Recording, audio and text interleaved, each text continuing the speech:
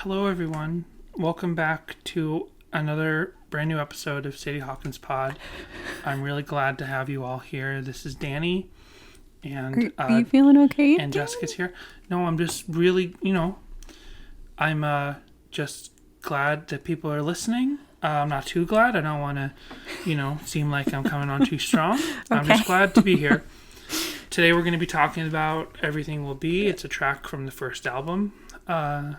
So I'm looking forward to that. Okay. Is everything okay? Yeah. I just don't want to come off as a little much, if... Let's say, hypothetically, we were to become privy to the fact that, one of our top 1% listeners got someone else to listen to the show, and that they told their friend, who's one of our top 1% listeners, that Danny's a bit much, and that's an outsider perspective on me. So I think that's a valuable point of view. So welcome to Sadie Hawkins Pod.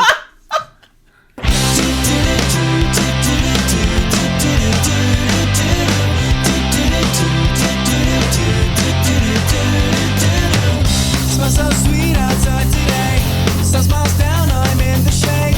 I sit and think about all my friends and how good they are. Hello, everyone, and welcome to Sadie Hawkins Pod.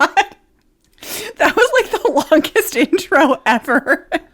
Well, it's a whole new Danny for a whole new Sadie Hawkins Pod. This is not a character. This isn't I'm not Cool Jim or whatever. This isn't some character I made up. This is just Danny, just taking it easy. Here talking about, I almost had complex infrastructure known as the female mind because the book's still on the table. Right. Calm down, Jess. Calm down. Sorry. You don't want to get too rambunctious. Sorry. Relient K is a very sincere band. Hey, they have a sense of humor. We got to, sure.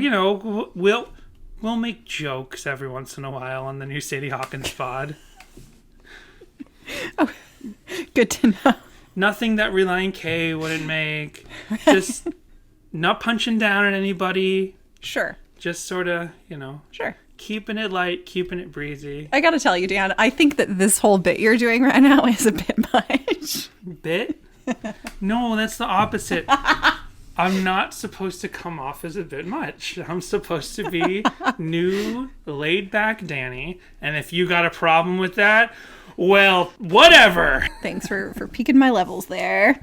So, any top of the show business? I'm afraid to ask. Well, we got a DM from someone.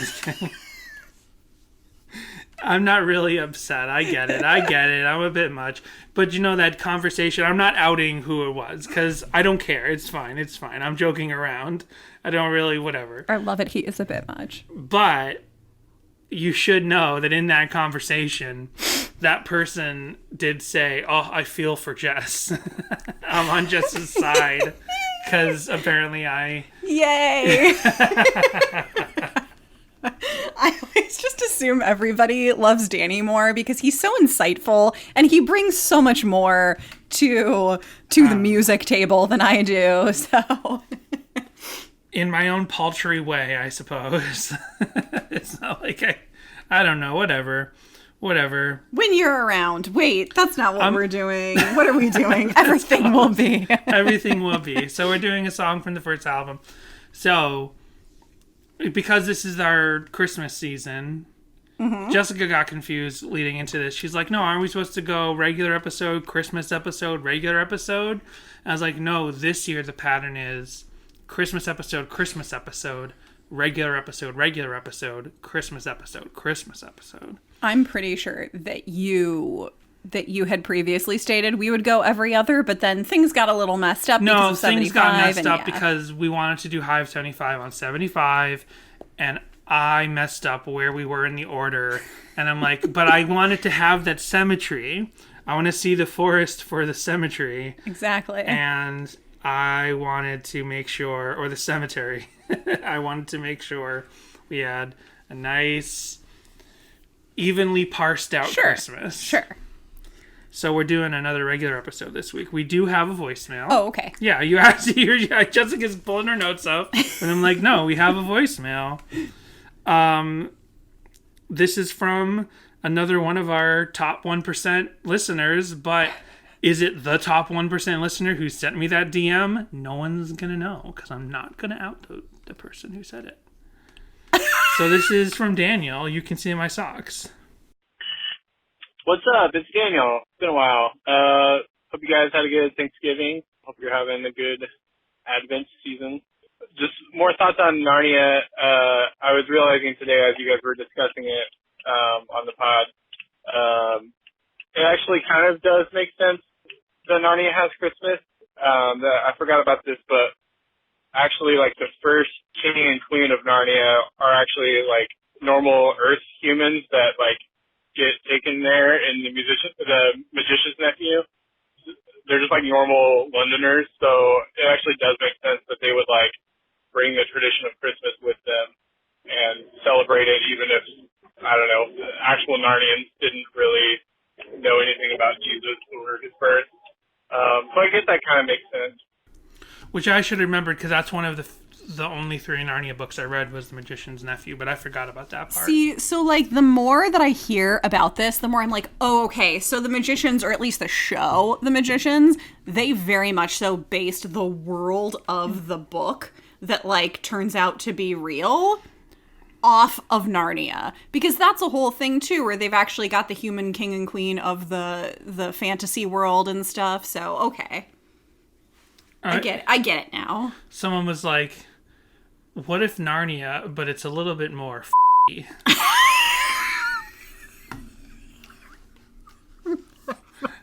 I would have gone with dark.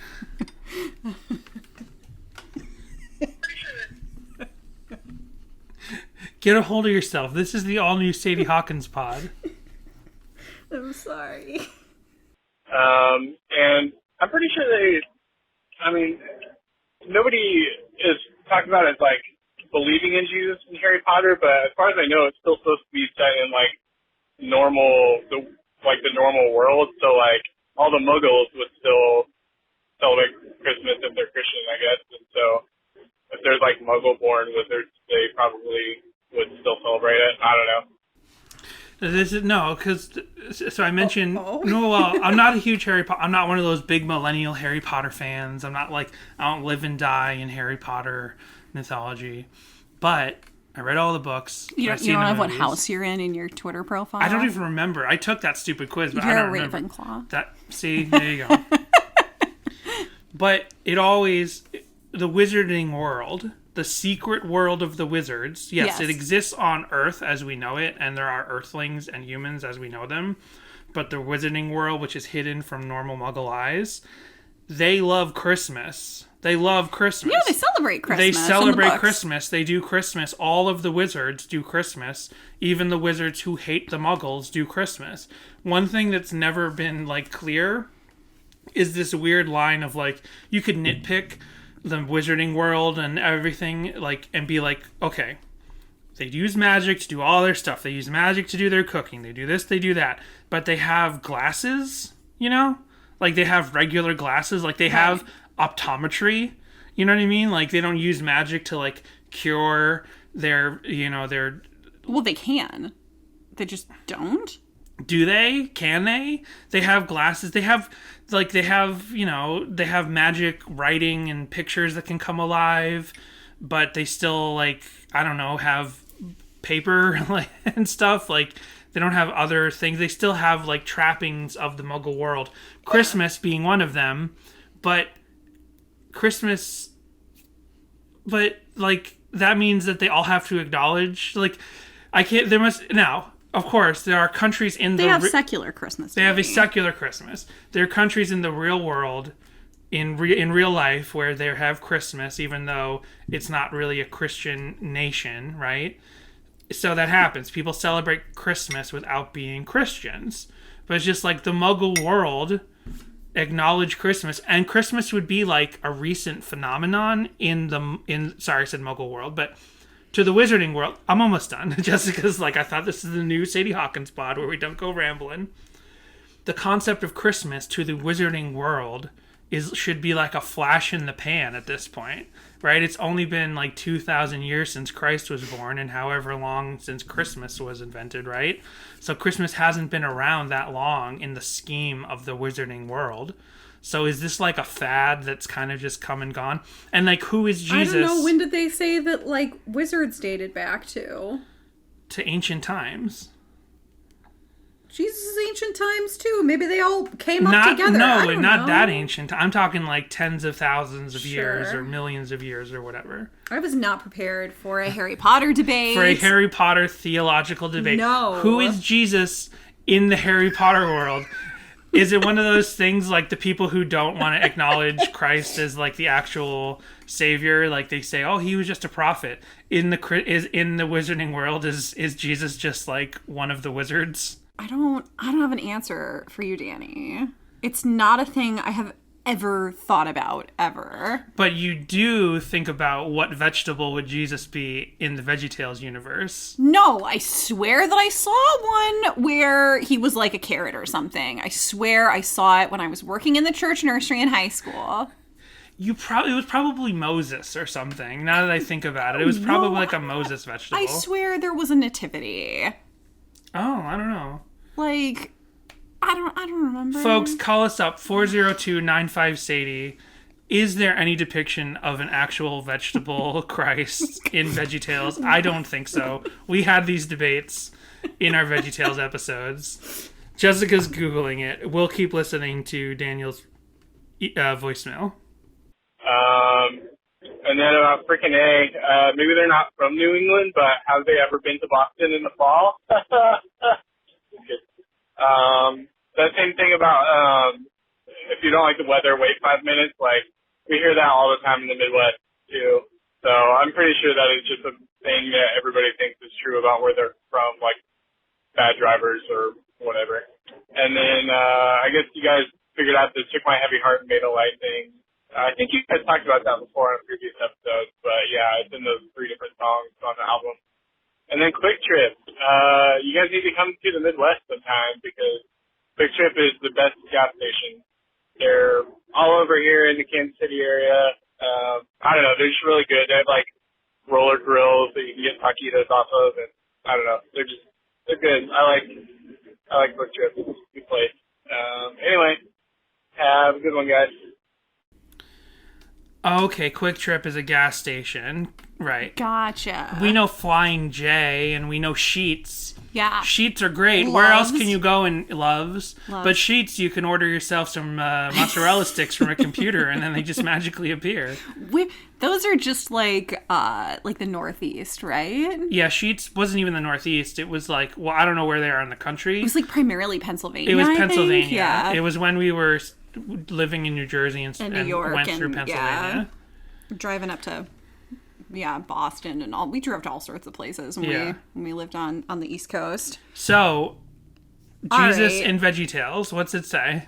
No, I don't know. This looks like a little P to me, but allegedly he's supposed to never be shown. Oh, depicted. Weird. Yet I have found it says on the VeggieTales Wikipedia that the creator said that he would never be shown as anything except maybe like a glowing light. Gotcha. But I'm looking at and we're talking some about Christ, art not here. God, right? Yes.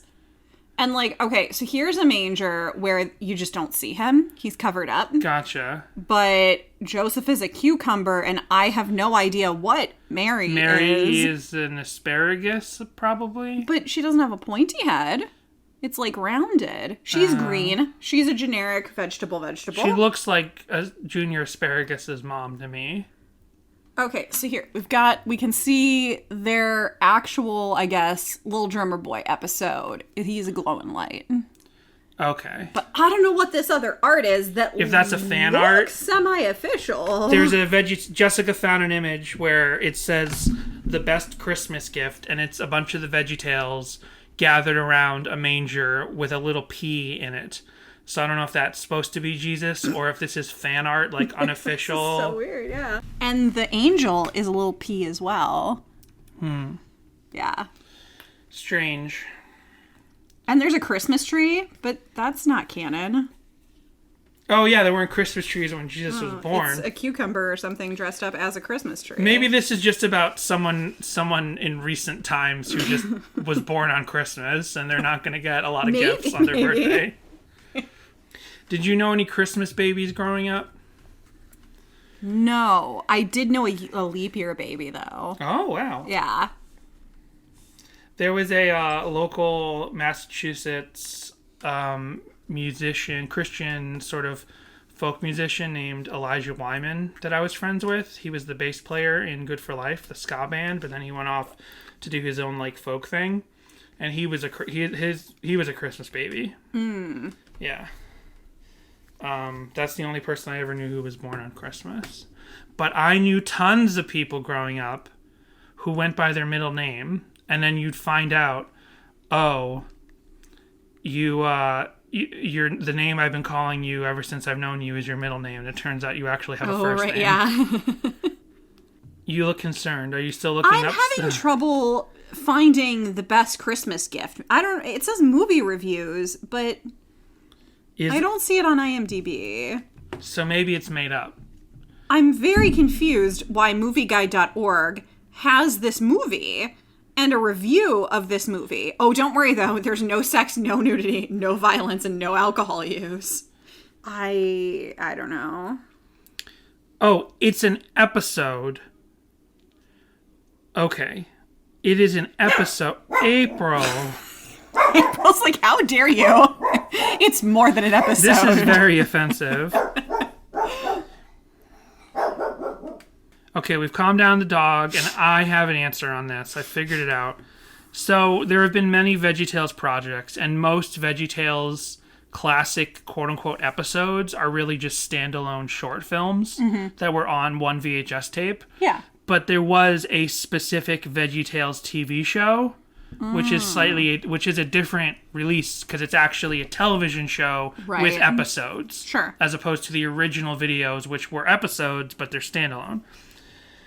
The Best Christmas Gift is the first episode of the VeggieTales show, which was the 2019 version of the TV show. Oh, okay. And it was the first episode called The Best Christmas Gift, and it's about them putting on a Christmas pageant. So this image is a child doing a play where he's playing the role of baby Jesus. Well, I just want to say that this is going to outrage a lot of Christian moms. They're going to be like, you can't watch this because they finally depicted Jesus and they made him a pea of all things. But they did it in like a... Because little kids will be like, I'm not going to eat my peas because I'm eating Jesus. But it's not Jesus. It's a pea playing Jesus in a play. I get it. But kid logic. And the Christmas tree, Mom logic. And it's, I guess I don't know, is the Christmas tree supposed to be... I guess if they're having a Christmas Larry? pageant, it would make sense. No, I don't think that's Larry's Or is the tree alive? Because a tree, that's not Larry. He's too big compared to everybody else. But it looks like a tree, and it's alive. But trees aren't vegetables, and trees aren't fruits. It looks like a gourd to me. Okay. That is scary. And this is not the TV show that, like, the Netflix show where they redesigned them and Doug TenNapel was involved. This is like classic style looking VeggieTales TV show from 2019 apparently. Welcome to Veggin' Out with Dan and Jess. That's a great idea. Our VeggieTales Veggin' Out, sponsored by Veggie Grill. Can you tell we don't have a ton to say about the song this week? No. Well, I have stuff to say. Okay. Well, we're off of that now. So no more top of the show business, right? Right. 20 minutes in. So I swear when I put it on, this song on this week, I was like, I've never heard this song before. Obviously, I have heard it before, but for some reason, it was always a skip, even though it's super rockin' and so very fun. Nancy Drew-esque. Yeah. Yeah. It's a really fun, forgotten deep dive Relient K song, especially for the self-titled, which is so, like, ill-begotten and not well remembered and stuff. This is like, This is a nice song. It's Yeah. a nice, positive, wholesome message. A+ early Relient K. Yeah. They're not condemning anyone for their life or music choices. Right. Just being wholesome and relying on Jesus. right. Like, you can't be one of those Christian reviewers that's like mad the song has nothing to do with God, right? You Right. can't be like, this song is only about Nancy Drew and therefore it's pointless. But you also can't be one of the secular reviewers who is like, why does this have to be so abrasively Christian? It's just lightly Christian. Yeah. But it's also musically, like, this is honestly, this is like forgotten A tier, or not S tier, maybe S tier. We'll talk about it. But this is definitely A tier. I don't know if I would go S tier, but it is an A tier song From for the its self-titled. Yeah, from the self-titled. From the time. For its era. Because it's like a perfect mix of this early version of Relient K that we talk about, where like with the All Work and No Play demo, they were clearly angling for sort of a skate punk sound, but maybe kind of through a lens of like teenagers who didn't like really know skate punk culture, right? Right. Like, I don't know a lot about, Matt and Matt from their high school years, aside from like the very surface level stuff we know. But as we go through, they don't strike me as like being real skate punkers. Like, they were just kind of like, Right. he had a lot of musical I influences. have never once seen a picture of either of them with a skateboard. Right. But like, clearly early Relient K, like 1998, and that bedroom Relient K was influenced by Tooth and Nail bands and MXPX, but they were also influenced by the Beach Boys and Weezer. And like, so they had all of these kind of influences. And then when you listen to the demo, they're clearly angling for that. We want to be Value Pack. We want to be MXPX. We want to be a Christian skate punk band that will get signed to Tooth and Nail. But then they get signed to Goatee, and they're like, okay, well, we were angling for Tooth and Nail. We're comfortable. We're happy with Goatee. We don't need to lean into this skate punk thing that we weren't like fully really wanting to do, maybe, or like not, that wasn't really exactly us, because we have a lot of influences. We have Beach Boys, we have Weezer. So you have this song. Unless they just honestly moved on from that idea, that skate punky, that like, you start, almost sometimes Green you Day-esque start kind of feeling. Sometimes you start a band like All Time Low, which sounds nothing like Blink-182, supposedly starts as a Blink-182 cover band. You know what I mean? Sometimes your influences kind of morph and change. Yeah, because I mean, seriously, if you look at the self-titled versus, the next two albums versus then going from those into and then going into, and Five Square, you can kind of group a little bit together, but then Forget Not Slow Down is its own completely different thing, and skipping over Collapsible Lung because that's Right. its own deal. But even that, you go on to a different style, and then you have a completely different style with Air for Free. Right. What I was saying was, when you have early Relient K with the demo that was kind of leaning towards that skate punk thing, but then they get they kind of pull back and they're like, hey, we're the new Relient K, and we're not too much. We're not too much to take. They pull back a little. It all comes full circle. Yeah.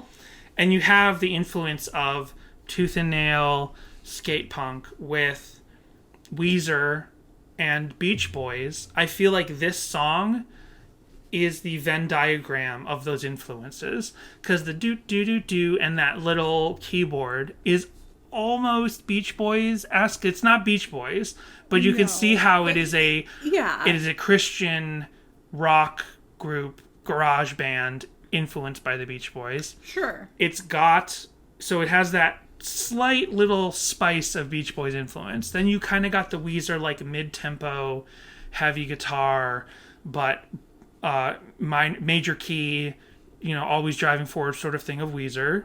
But then you've got the everything will be just fine. You got that stop thing of a skate punk band. Right. So this is like taking all those. It feels like this is the perfect song of all of those early influences on Relient K. That everything will be is not quite a skate punk song.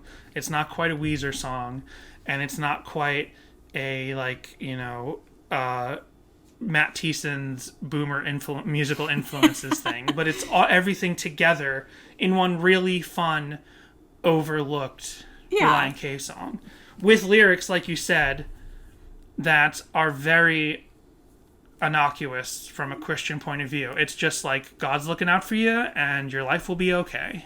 It's also a very simple song, sort of lyrically. Yeah. And it definitely feels with the style that they go with, it does feel for sure like a song written during the demo era. Right. And whether it was, done before and just chosen not to record, or if it came in sort of like a bridge between that time, right, it does feel very early because of that sort of more skate punky feel. Well, it does have that meta element of time's gone by since I wrote this song, a lot's gone right, a lot's gone wrong. So it's like, yeah, if that's believed, if that's literal Thiessen speaking, or is that literal Thiessen where literally he wrote the song and put it in a drawer and came back to it and his life had ups and downs and he finishes the song? Is it literal, or is it just artistic license and it's not meant to be literal? It's just one of those meta kind of things in a song. Like I referenced recently Crocodile Rock. Like Crocodile Rock references a song called Crocodile Rock that doesn't itself exist. Another one, I never get to talk about this, but you know about this. Dance to the Music by Sly and the Family Stone. Dance to the music, right? That song is 80% them telling you how great this song's going to be when it all comes together. And then 20%, like maybe 20 seconds of the actual song being together. Because it opens. Danny's had this argument for I'm years. obsessed with this song. I forgot about this. You pitched this to me for the first time in college. But it's just mind-melting because, if you know the song Dance to the Music, everyone who knows that song knows the hook. Dance to the music. Everyone knows that. But when you look at the structure of the song, that is a fraction. The actual hook, the hook opens the song. And then we spend minutes of the band going we're going to put in some bass and it's going to be funky. And it's the drums are going to help you have a beat. And it's keyboard is going to put a melody on the... they keep explaining what the song is, but they don't actually do the song for most of the song. That's just a tangent. That's just something that I've been obsessed with. That's a very well-known Our Parents' Age song, and it's not a song. It's just it's a band describing how great this song's going to be when it all comes together, and then it barely comes together, and you're on to the next track. Anyway, so what do you think? Do you think that it's literal Thiessen? I mean, you have to just pick out of the hat if you think he literally started the song, or you know what else? I think it's literal. You think it's I literal? think it's literal Thiessen. It's also kind of like that one thing from The Wedding Singer. That song that he says he's I started writing this song when I was going out with the girl who broke up with me in the first act of the song, but then I finished it after, and it's like a love song, but it's hate. I don't remember the song, but you know what I'm talking about, right? I do. Yeah. It's like that. I've never really seen The Wedding Singer that much. Really? I've seen it. I used to love but it's not that. a movie I've seen It's not a movie I have drilled in my head. I wore out my VHS tape copy of The Wedding Singer. That's cute. I've seen the Goldbergs crossover episode way more. Just kidding. I've only seen it the once. It's a little rough.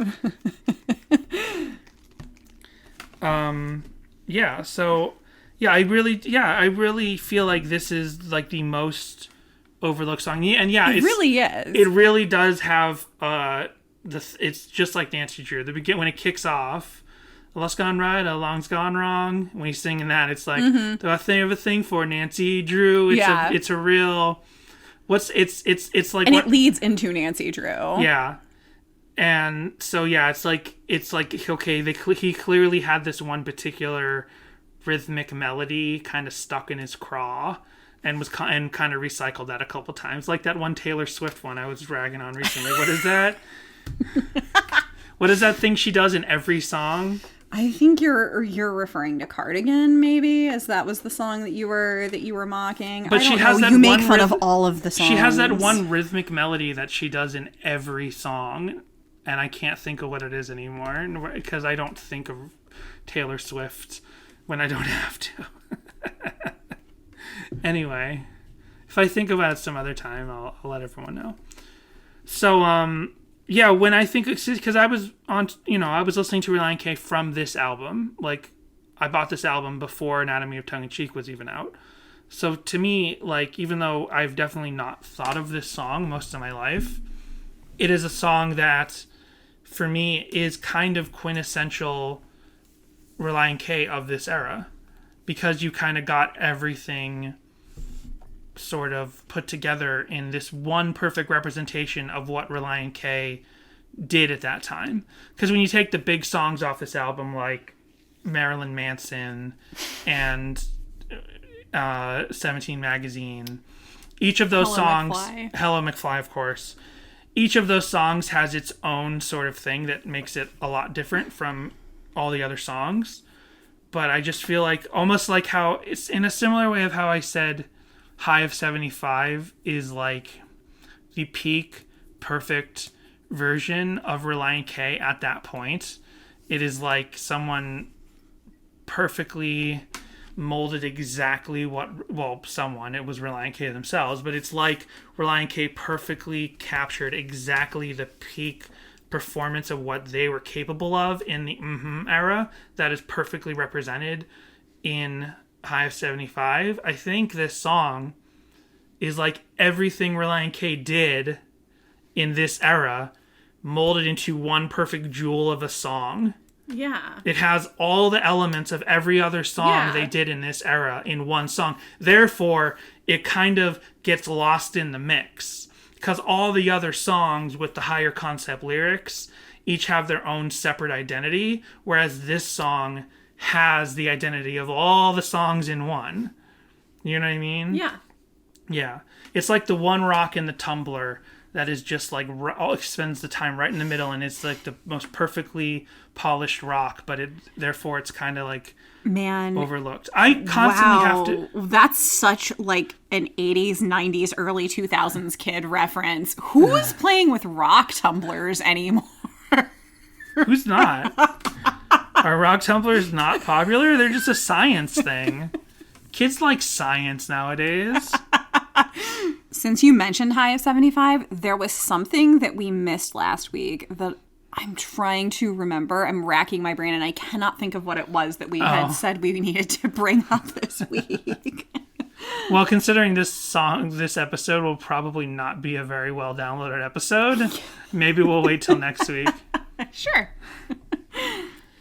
Let me see. I didn't there's like lots of fun little things going on in this song. The doot-de-doos and the keyboard. I think it's an organ. It sounds like an organ, right? I should have looked up the credits for the album.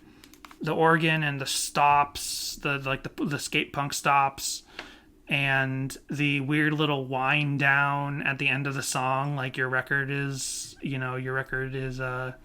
dying and all that stuff. There's so many fun little things in this song production wise, and no mention on Setlist FM. I don't it's seemingly they've never played this song and been recorded. Did you check Detroit Show? Yeah. It's not in the Detroit Show. The Detroit Show is on Setlist FM because someone saw it on YouTube and added it to Setlist. Right. However, I feel like this is a song that absolutely could have been played in a pre-camera in everyone's pocket world, like maybe around the time. Because like Kickoff, there's no proof of Kickoff ever really having been played until someone sent us a video of here's proof of it being played in 2002. Right. Yeah. So, and we never put that video online because there is a what do you call it, a pro-life banner that like the Christian festival itself had up there. Right. You're like, it's not like Relient K's fault that that's there, but if anyone saw this, it's not like the context isn't there. We can't the sender asked us not to. Right. Yeah. So, anyway, everything will be. Oh, it's funny that it's called Everything Will Be instead of Everything Will Be Just Fine. Yeah. Because when I first did my deep dive, I typed in everything will be just fine. And then I got like through quite a few pages of search results and went, you know what? I probably should have put in the actual title of the song. And so then I redid my search after that. And the results were like, I just got more results for Everything Will Be. There were not different results between the two. And it's funny because the only cover, as we always have, if it's not a popular song on the first album, is Princes of the Sun. And they called it Everything Will Be Just Fine. Okay. Since there's not much else to talk about, I just want to kind of look through the lyrics real quick. I mean, like, I don't think there's... Oh, you have more information? Well, I have deep dive. You do have deep dive. Okay, well, you do that, and I'm just going to kind of look up the lyrics while you do that. Well, then let's go ahead and take our break now. Great. If you enjoy Sadie Hawkins Pod, please rate and review us on Apple Podcasts. And you can interact with the show. Call our voicemail line, 402-95-SADIE, and we'll play it on a future show. You can send an email to sadiehawkinspod@gmail.com and visit our Instagram and Twitter, which are both @SadieHawkinsPod. We also have merch up at our TeePublic store, where you can get a shirt, a mug, stickers, and more. Just in time for Halloween, or for after Halloween, depending on when you're listening to this, is our little Sheep Boy shirt design, based on the cover of the original Creepy EP. We also want to thank our patrons over at patreon.com/SadieHawkinspod. There's Brady, David, Tucker, This Might Be a Podcast, Owen, Jimmy Eat Pod, Roxanne, Samantha, Helen, and Michael. You can sign up to our Patreon for bonus episodes and exclusive merch. And if you have a special someone in your life, think of giving them the gift of Sadie Hawkins Pod.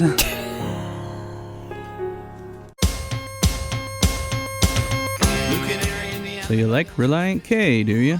Well, what about They Might Be Giants? My name is Greg Simpson, and I host a They Might Be Giants fan podcast, and it's called This Might Be a Podcast.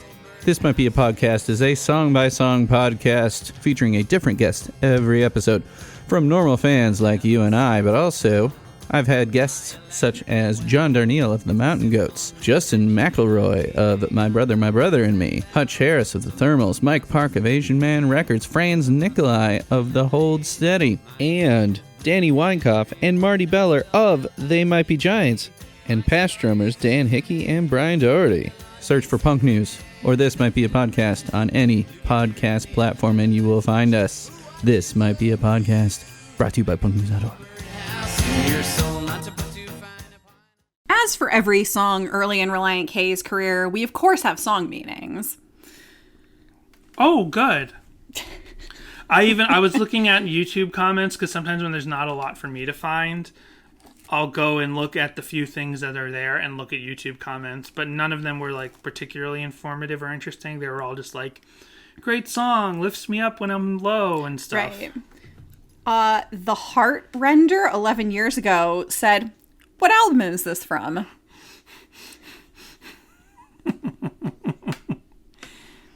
I Love Jazz 777 8 years ago said, do you sweet like jazz? lyrics. Is this the Jerry Seinfeld bee? Sweet lyrics, some may not relate to Jesus, but can still relate to this song, because there are sometimes rough times, and still you know that everything will be just fine. Yeah, absolutely. Okay. We've got a whole thread of people talking to each other here. Princess Liar 13 years ago said ... I really wish this song wasn't about Jesus. It's only, but what? XAQ27 13 years ago responded, Princess Liar, or Lear, needs Jesus, and Jesus loves Princess Lear, no matter what. Captain Reaction 12 years ago said, LOL, XAQ27, let her do what she wants. I would prefer this song not be about JC. Okay. Dom Alert 13 years ago said, I'm surprised this song The whole doesn't... country should have had a Dawn Alert 4 years ago. Sorry, Dom Alert with an M. I'm surprised the song doesn't have more comments. It's such a beautiful song. Snowbeast 2005, 15 years ago, said, "It's about how Jesus gets us through the good and bad times." Sorry? Sorry, he was taking a sip when I said it? And lets us know that everything will be just fine. Perfect. I feel like you could get sued for plagiarism, but okay. It's great. Need song meanings. No. The song meaning is just right there. That's almost, in some way, like, actually, I gotta ask you, what do you think is worse to do on song meanings? To, like, literally say, I love this part, especially when he says, and then copy-paste the lyrics? Or is it worse to take the lyrics, but, like, add your own linking words as if you're saying when it's you have to write a school report that you don't want to write at all, and it's like you take all of your I guess your websites or your encyclopedias that you get the information from, and then you just vaguely rewrite the statements in your own hand. Yeah. Jesse Jess 88, 18 years ago said, "Oh, who do you think that was in real life?" OMG, I absolutely love this song. I don't think there is one word in this song I don't love. Things won't stay the same, but memories will stay. Many lessons to learn. And then for the rest of the song, well, for school, we had to make a coat of arms and pick a quote that tells about our life. Well, right away, I asked if I could do lyrics. And when I talked my way into doing that, I found these lyrics and they fit. Everyone loved it and started using Relient K and Audio A lyrics. It was really cool. Audio Adrenaline lyrics? Audio It just A says lyrics. audio A, yeah. It says Audio A. Okay, yeah. And then there's another. This happens every now and then. I like how Duct Tape Guy 4187 says, "Go to Softer to Me." I just wanted to say that last comment mentioned both of John Schneck's biggest bands before he was in either band. Oh. That's all I wanted to say. Now, please start this one again. Go to the Softer to Me lyric page for a great discussion. Well, we've already done Softer to Me. And did we find it to be a great discussion? I don't remember. I don't remember either. We'll need our intern to let us know and write in. So here's one. I don't remember this review, but Pit News does sound familiar. It's not even like a review for this song or album, but it popped up and not a lot else did. So I was just going to read through this. So tell me if this sounds familiar, Danny. Okay. Jesus and their producer think they rock is the title of the article. Yeah, that sounds familiar. It's about two lefts. Right. That sounds familiar. If only I had a memory. Has anybody ever taken the time to think about what Blink-182 would sound like if Bob Dylan rewrote their lyrics? Okay. We absolutely read this. Okay. Well, then I will exit out of that and I'll move on to this because 'tis the season. Relient K will perform after not tree lighting or COT tree lighting, KOT tree lighting. Stress levels are rising for Fort Worth Junior Craig Hatch, a member of Baylor's Kappa Omega Tau KOT, and one of their Christmas tree chairs. Hatch and 5 other KOT brothers begin planning in the spring of their, or do I have to say Kappa Omega Tau, began planning in the spring for their Christmas on 5th tree lighting and concert. Today they start decorating the 40-foot tree in anticipation for Thursday, when it will be lit up prior to Relient K's performance in Waco Hall. I love how we happen to be hitting on Christmas discussions, even though this isn't technically a Christmas episode. Yeah, they're not even going to talk about this song. It just came up in my deep dive, and I was like, well, this works. Yeah. It is a lot to think about for this week, but we all know it's going to work out and it's going to be a great event, Hatch said. We're all looking forward to the moment when the concert starts so we can sit back. Hatch is especially excited about the concert's artist this year. He said the Christmas tree chairs did a lot of brainstorming over the summer about who to bring in for the concert, and he suggested one of his favorite bands, Relient K. I am the biggest Relient K fan ever, Hatch said. They were available. Oh, yeah? Do you have a podcast about them? They were available and they were in our price range.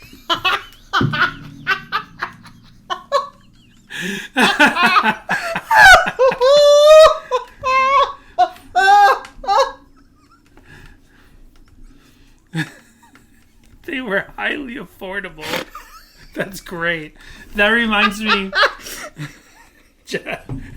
Jessica's really losing her mind over that one. Her face is red. Red as a Christmas light. Red as Rudolph's nose. I just gotta say, that reminds me. And in our budget. For the budget-minded event coordinator, think of Relient K. So, there's a Hannibal Buress stand-up bit where he talks about how he read, like, he did a college bit. He did a college gig. And that, like, the college paper did, like, a thing. Like, he reads the college review of his performance. I don't remember everything he says, but the main thing that sprung to mind is in the college review. Jessica can't stop laughing. In the college review, they're like, Hannibal Buress did the gig for like the $10,000 that we had to spend, and Hannibal Buress is like, "That's great, and that's great that you shared how much money I made, and it'll make it really hard for me to charge more in the future now that this is public knowledge." So I do shows at colleges sometimes, and when I do a college show, I do an interview with the school paper, and the result could be a horrible article. So I want to share with y'all this article from a gig I did at Eastern Illinois University in Charleston, Illinois. This is all real and in print. A human being wrote this. And then they sent it to a higher ranking human being, an editor, and that person said, yeah, let's go with that. Buress was the most popular comedian in Caponaire's price range of $2,000.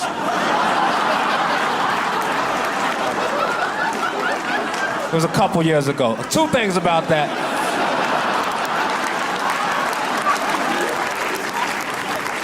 One, you goddamn right I was. Hell yeah. I was ruling that price range in the Midwest 2 years ago.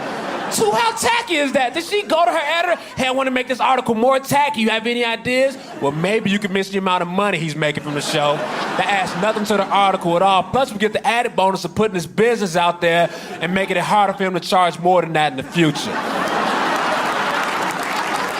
So, I think if you're going for word count, that's your move.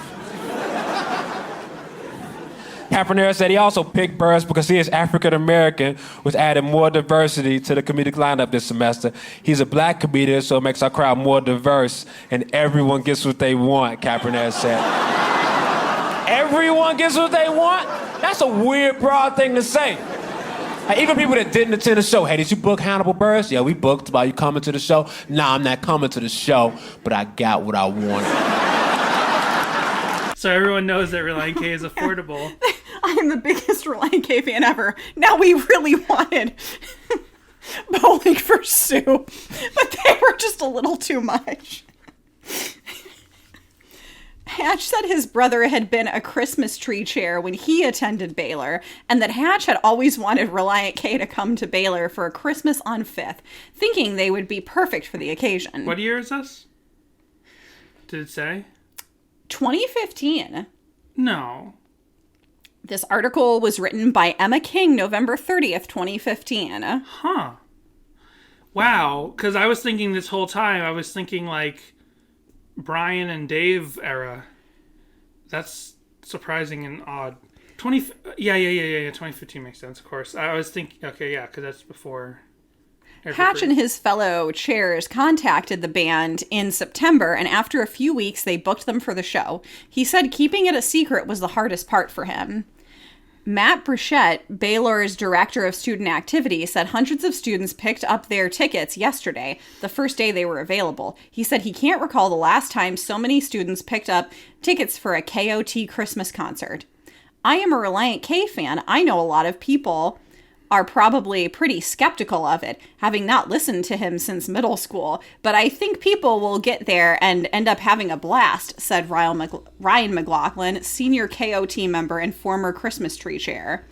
Bruchette said he thinks the most popular response to their Twitter post about Relient K said, "My junior high self thanks you." KOT has done and continues to do an amazing job, Bruchette said. He said they work hard, stay on top of things, and stay organized. McLaughlin and other chairs from 2014 spent some time helping Hatch and the current chairs learn who to contact and how to pull off such a large campus-wide event. Though KOT is only responsible for the tree, its lighting, and the concert, the tree alone costs about $5,400 and was driven in from out of state. What weird minutia. This is exactly like what I was talking about, the Hannibal Buress bit, because the whole point of that bit is like they didn't really have anything to say about it, so they're just kind of like filling in all this dumb minutia. Hatch says Baylor helps fund quite a bit of their event, in addition to donations from sponsors and outside companies. McLaughlin said planning the tree lighting was a great experience for him in 2014 and that he learned a lot, some of which was passed on to this year's team. Wow, just so much about, like, listen, Relient K is coming to the school. They're going to play. Isn't that awesome? Done. Here's the people who organized it. Isn't it cool? We got them. Done. We wanted to pick up lunch for everybody, but we had a little bit of trouble there. We had planned on getting a sandwich platter from Subway, but when we called Subway, they said that it was just outside of our budget. However, when we called Jersey Mike's, it was within our budget, but we couldn't get a window that would make sense for us to both pick up the sandwiches in time and get them back to the event coordination where the staff would have time to have lunch. You see, they only had a certain window of time to have lunch because of all of the planning and work that they had to do to get the event ready. Danny. Specifically, they could have lunch from 2:30 to 3. You're being a bit much. This seemed hey. We did our best to make it as smooth as possible for them, McLaughlin said. It's really cool for them to experience it all. They put in all the work. Hatch said he and his fellow chairs weren't quite sure what to expect when they took their jobs planning the tree lighting, but it has to all be of these people are chairs. I'm so confused. They're just like living, talking chairs, like Chair Chippendale from The Tick. I don't understand. They're not even human beings. Everything together, especially on the 15th anniversary of KOT's first tree lighting. McLaughlin said that the tree lighting is an event that really hasn't changed much throughout the last few years. He also said that Christmas on 5th is a celebration that community members, not just Baylor students, can enjoy. What we do with the Christmas tree is only a small part of everything that goes on. It's cool to see everything else come together, McLaughlin said. Christmas on 5th festivities will begin at 6 p.m. on Thursday, and the tree will be lit in the Burleson Quadrangle at 8:45 p.m. Relient K and his opener, his opener? Makes it sound like Relient K is a rapper. Will begin their concert at 9:45 p.m. in Waco Hall. Wait, they're playing the tree lighting, but not in the quad? It's in another place? Huh. What? Why? Buses Why will are they take... not playing outside by the tree? I don't understand. Isn't that... I don't... Or like in a pavilion near the tree? No? It's cold. I guess. I don't know where Baylor is. Where did it say they were located? Oh, Texas. It's not that cold. Well, maybe it's one of those cold parts of Texas. Maybe. Texas is a big state. It has many climates. Sure. Also, I'm super bummed out because there were 2 results that came up that I knew were, like, not going to go to real sites. They were going to crash my browser. Okay. But their synopsises were very similar and sounded amazing. They were both like, I think my girlfriend is losing her feelings for me, and then they went on to talk about the Relient K song, My Girlfriend. Oh. So it's like, just what you see in the like synopsis for each page on Google. And it's like, but I knew because I've seen some of the same like gibberish website, codes before where I'm like, okay, I know that this is just going to like say, you've won, you're the 500th person or whatever. Or, hey, you're being tracked. Like I knew I was going to get one of those messages. Well, I wish I could reach those actual people who wrote that original post that got copy pasted to that spam site. Because if they were gonna, oh no, the water cooler's been on this whole episode. I hate that. I know, I do too. I thought it was I'm so odd. sorry, folks. Because when I edit an sorry. episode and the water cooler is on, I'm like, oh, the water cooler is on. You can't not hear it. I'm so sorry. We apologize. I didn't hear it before. Everything won't be all right. We recorded a Patreon episode before this. It was not going. It started going while I was reading the Christmas tree lighting thing. Right. And that was when I was like, oh. Speaking of Patreon, what I was going to say was whoever that was who was afraid their girlfriend was going to break up with them, if only they could have subscribed to our Patreon and listened to us discuss the book, The Complex Infrastructure Known as the Female Mind, at patreon.com/Sadie Hawkins Pod. Perhaps We already had commercials. I know, but you can't undersell the importance of listening to us discuss this book. I suppose that's true. Big spoiler warning. Every guy is an ape and a Mr. Wonderful. Danny. But No, they don't have to pay for it. But all the women out there, they're only one type of person. True. The men are nuanced. The women are not. So says Relient K. Or the guy who actually wrote the book.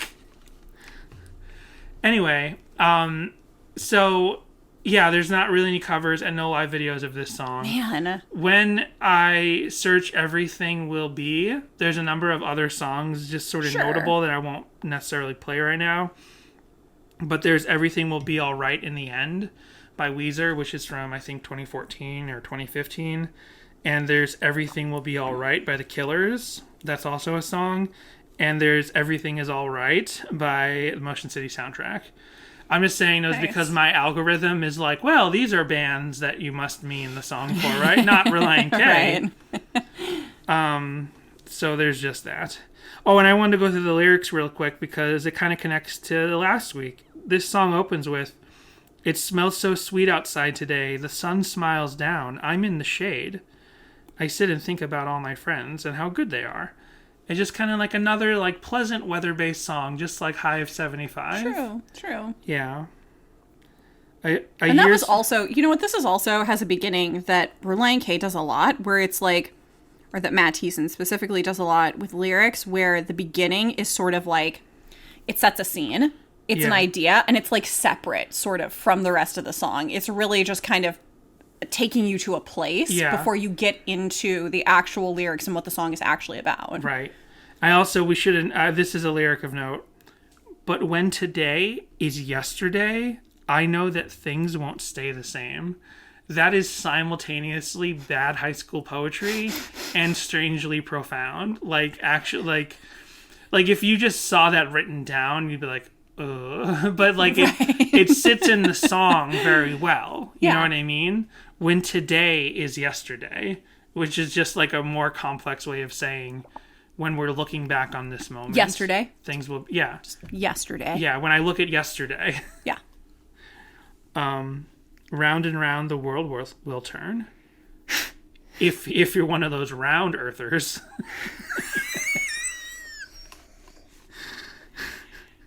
So anyway, there's more lyrics, so who cares? So yeah, there's only one. I care. That's why we're doing this. I'm really like questioning my life choices now because What, me? I don't understand. Your marriage to me?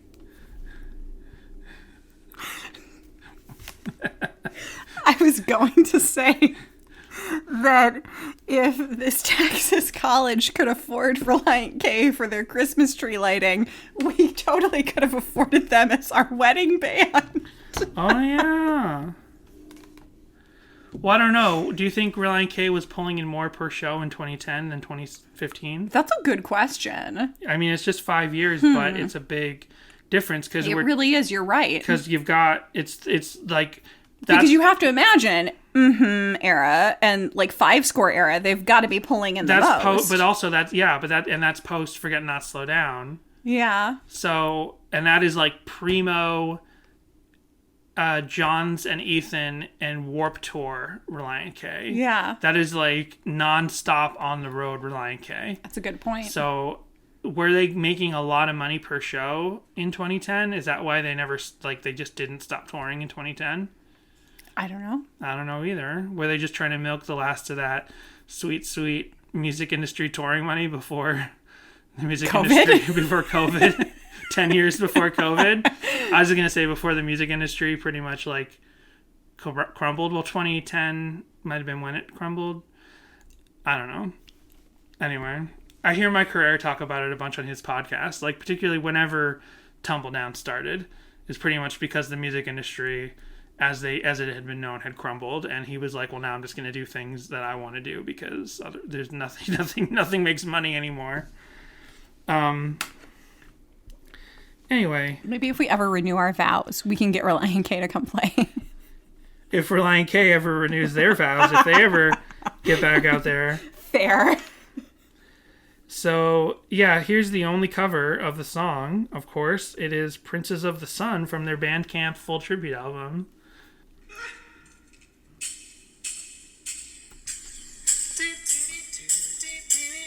Jesus Christ.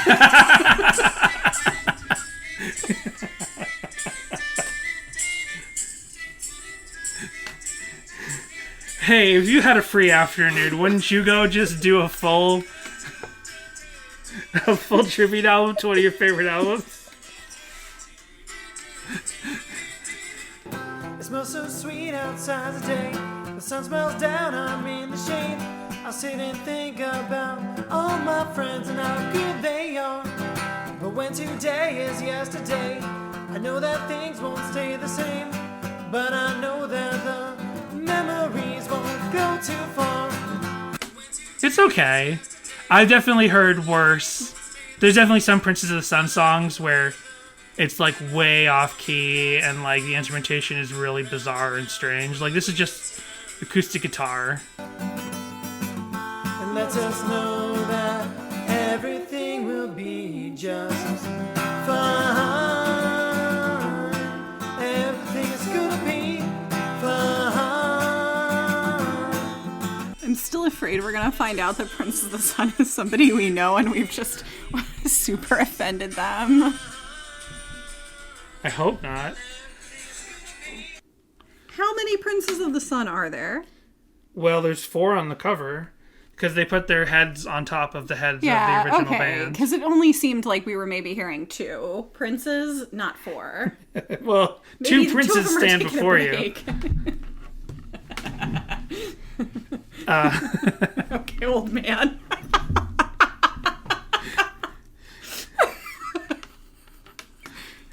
So, Princess of the Sun Shelf. I can't remember the name of that band. What are they called? If you want to buy me flowers. Hold on.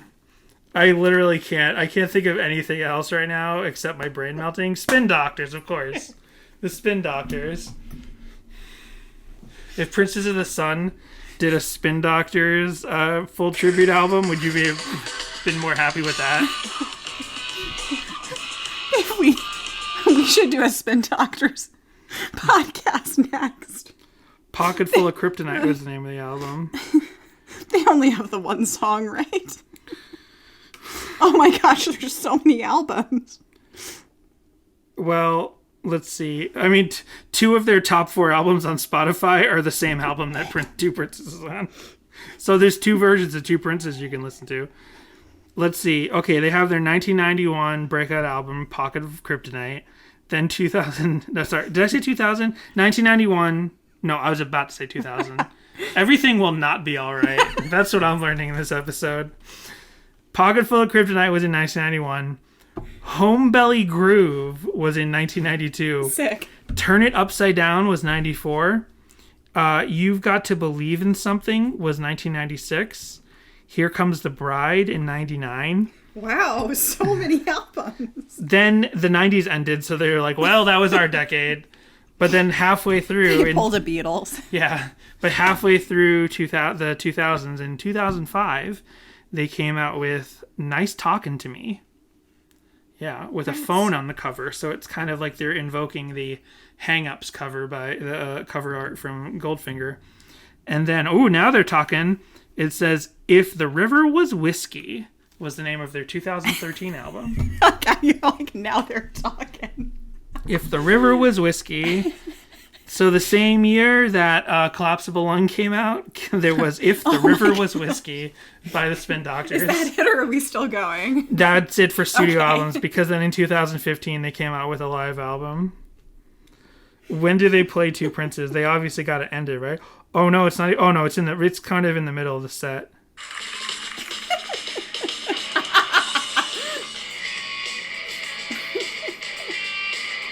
They don't open and close their live set in 2015 with Two Princes the way that Europe would open and close their set with Final Countdown. Right. They're like, we'll put it right smack dab in the middle of the set so that the old folks who remember when this song was popular can get home. We're going to go about 2/3 through, so... Yeah, the snack bars are closing up. You can't make any more money there. You want to go get a t-shirt and get in the car before everybody else. Go ahead. The real heads are going to stick around to hear, oh crap, I already closed the app. I can't name any other songs. So that is Two Princes by the Spin Doctors. Just kidding. So Danny, do you like this song more or less or the same? I like it more.